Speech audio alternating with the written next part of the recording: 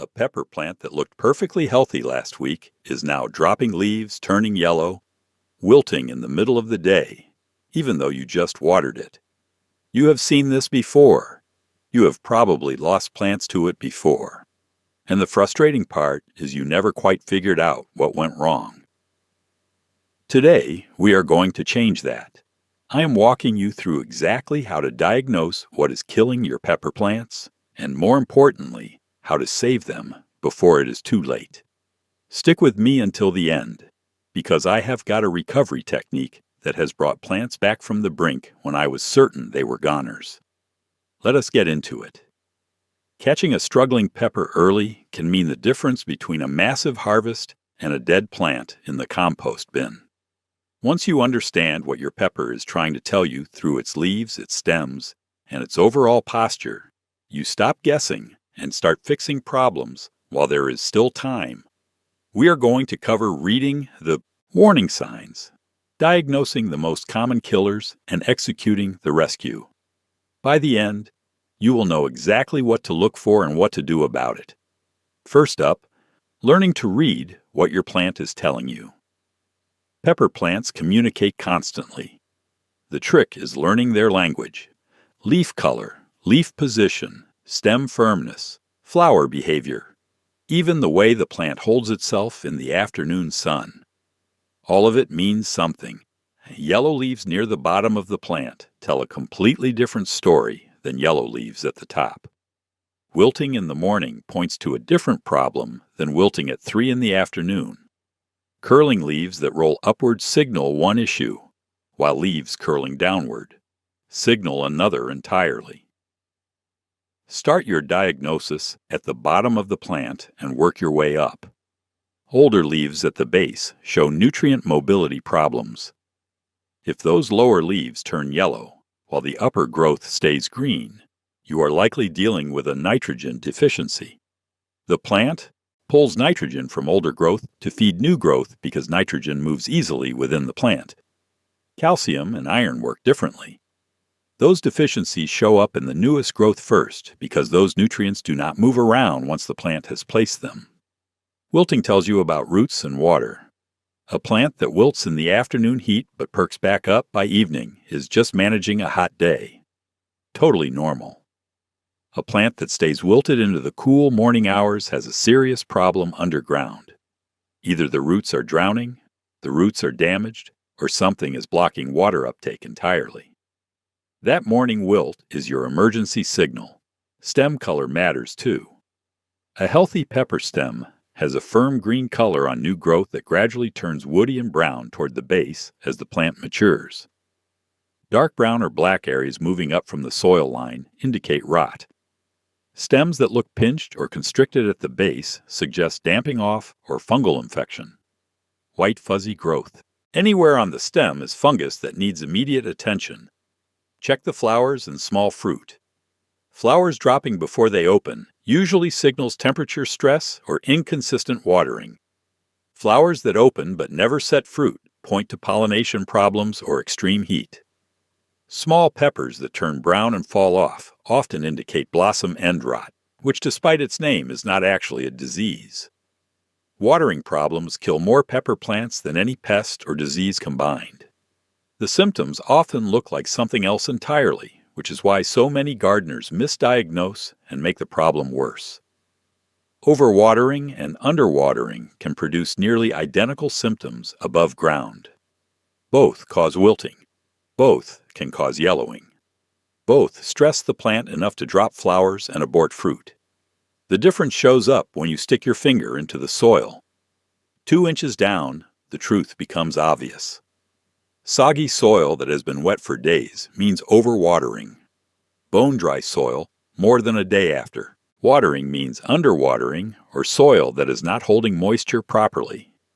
Overwatered peppers develop root rot. The roots suffocate in waterlogged soil, lose their ability to uptake nutrients, and start dying back. Above ground, you see wilting even though the soil is wet. You see yellowing leaves. You might see edema, which looks like small blisters or bumps on the undersides of leaves where the plant has absorbed more water than it can transpire. Overwatered plants often have a sour smell near the soil line if the rot has progressed. The fix requires courage. Stop watering completely until that soil dries out significantly. If the plant is in a container, check your drainage holes. Blocked drainage is the #1 cause of container pepper death. If you are growing in the ground and your soil holds water for days, you have a drainage problem that mulch alone will not solve. Raised beds or amending with coarse material like perlite or pumice can help for future plantings. Underwatered peppers wilt dramatically during the day and may or may not recover by evening, depending on how severe the drought stress has become. Leaves feel papery and thin. The soil pulls away from the edges of the container or cracks in ground plantings. Blossom end rot often follows drought stress because calcium cannot move through the plant without adequate water, even if plenty of calcium exists in the soil. Consistent moisture is the goal. Not wet, not dry, but evenly moist, like a wrung-out sponge. Drip irrigation on a timer takes the guesswork out entirely. Mulching the soil surface with 2 to 3 inches of straw, wood chips, or shredded leaves stabilizes soil moisture between waterings and reduces how often you need to water in the first place. In peak summer heat, container peppers may need water every single day. Ground plantings with good mulch might go 3 or 4 days between waterings. Know your conditions and check the soil rather than watering on a schedule that ignores what is actually happening underground. Yellow leaves send gardeners into a panic, and the first instinct is usually to dump fertilizer on the problem. Sometimes that helps, sometimes it makes everything worse. Reading the pattern of yellowing tells you exactly what your plant needs and what it definitely does not need more of. Nitrogen deficiency starts at the bottom. Older leaves turn uniformly pale green, then yellow, then drop off. The plant looks tired and growth slows dramatically. A balanced fertilizer or a side dressing of compost fixes this within a couple of weeks. Blood meal works fast if you need quick nitrogen, but go easy. A tablespoon or 2 worked into the top inch of soil is plenty for a single plant. Iron deficiency looks completely different. The newest leaves at the top of the plant turn yellow, but the veins stay green, creating a striking contrast pattern called interveinal chlorosis. Iron deficiency rarely means your soil lacks iron. More often, the soil pH has crept too high and locked the iron up in a form the plant cannot access. A soil test confirms this. If your pH has climbed above 7, sulfur amendments gradually bring it back down into the 6 to 6.8 range, where peppers thrive and iron becomes available again. Magnesium deficiency creates yellow patches between the veins on older and middle leaves, while the veins themselves stay green. Epsom salt dissolved in water, about 1 tablespoon per gallon. Applied to the soil provides a quick magnesium boost. Foliar spraying the same solution onto the leaves gives even faster results because the plant absorbs magnesium directly through the leaf surface. Too much fertilizer causes its own set of problems. Nitrogen toxicity produces dark green leaves that look almost bluish, excessive foliage growth, and very few flowers or fruit.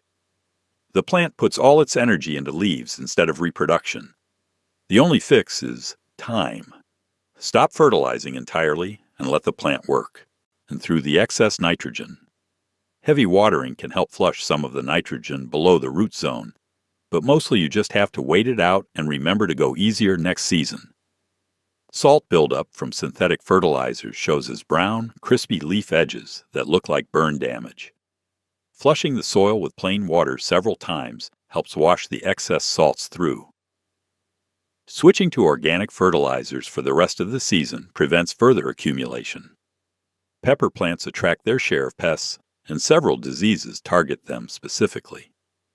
Catching these problems early makes the difference between minor damage and total crop loss. Aphids cluster on new growth and the undersides of leaves. Small infestations cause curled, distorted new leaves. Large infestations weaken the entire plant and spread viral diseases as the aphids move from plant to plant. A strong spray of water knocks most aphids off. Insecticidal soap handles heavier infestations. Ladybugs and lacewings devour aphids, by the hundreds if you can attract or purchase them for your garden. Spider mites thrive in hot, dry conditions. The first sign is usually a stippled, bronzed appearance on leaves. Look closely and you might see tiny webbing on leaf undersides. Increasing humidity around your plants discourages mites. Neem oil suffocates existing populations. Mites reproduce explosively in dry heat, so catching them early matters enormously. Hornworms can strip a pepper plant overnight. These enormous green caterpillars blend in perfectly, despite being the size of your finger. Hand-picking remains the most effective control. Check your plants in the early morning when hornworms are most active and easiest to spot. Bacterial leaf spot creates dark, water-soaked spots on leaves that eventually turn brown and papery. Infected leaves should be removed and destroyed, not composted. Copper fungicide slows the spread, but cannot cure infected tissue. Avoiding overhead watering reduces bacterial spread significantly. Phytophthora blight starts as dark lesions on stems near the soil line and spreads rapidly in wet conditions. Infected plants often collapse suddenly. There is no cure once infection sets in. Remove and destroy affected plants immediately. Improve drainage, rotate crops, and avoid planting peppers in that spot for at least 3 years. If you are finding this helpful, you will love my free weekly gardening guides. They go deeper than I can in a video, covering topics like getting your watering schedule dialed in for your specific conditions and adapting these techniques to your growing zone. Sign up free in the description and get one detailed guide every week. Temperatures above 90 degrees Fahrenheit for extended periods cause blossom drop. The plant perceives extreme heat as a survival threat and abandons reproduction to focus on staying alive. Flowers fall off unopened. Existing small fruit may abort. The plant hunkers down and waits for better conditions. Shade cloth rated at 30 to 50% blocks enough sunlight to drop temperatures by 10 to 15 degrees underneath. Positioning that shade cloth on the west side of your plants protects them during the hottest afternoon hours when heat stress peaks. Cold damage shows up differently. Peppers stop growing below 55 degrees and suffer cellular damage below 50. Leaves exposed to cold develop dark water-soaked patches that eventually turn brown and papery. Fruit touched by cold becomes pitted and discolored. If an unexpected cold snap threatens, covering plants with row cover or even old bed sheets overnight provides several degrees of protection. Container peppers can simply be moved to a protected spot like a garage or covered porch until temperatures recover. Wind damage tears leaves, breaks branches, and dramatically increases water loss through transpiration. A pepper plant in a windy, exposed location needs more water and may still struggle to thrive. Windbreaks, whether fencing, other plants, or temporary barriers, reduce wind stress significantly. Staking peppers in windy areas prevents branch breakage when plants become heavy with fruit. Sun scald affects fruit more than foliage.